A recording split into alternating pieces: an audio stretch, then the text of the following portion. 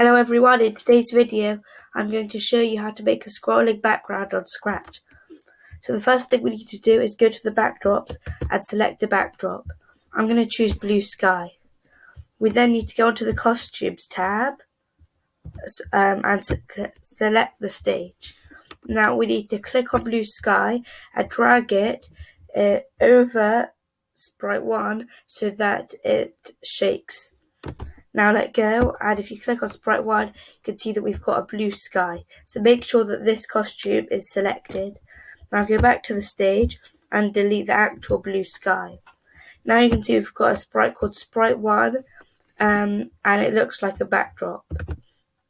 Now we're going to do some coding. So when green flag is clicked, want it to go all the way to the back of the layer so that you can have things in front of it. So go to front layer and change this to back layer, and now we want now we want to go to x 465 0. Now forever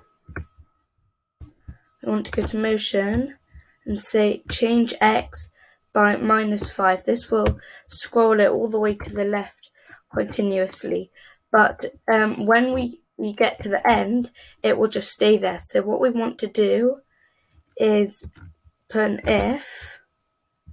So if then, and we want to put a less than sign, and set this one here where it says 50 to -460, and in the other position we want to put x position. So if x is less than 460, then we want to go to x 465 y 0.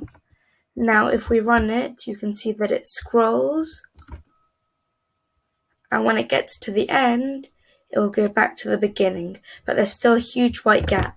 So to solve this, I'm going to right click on sprite 1, I'm going to click duplicate. Now that sprite 2 is selected, we are going to say go to x 0 instead of 465.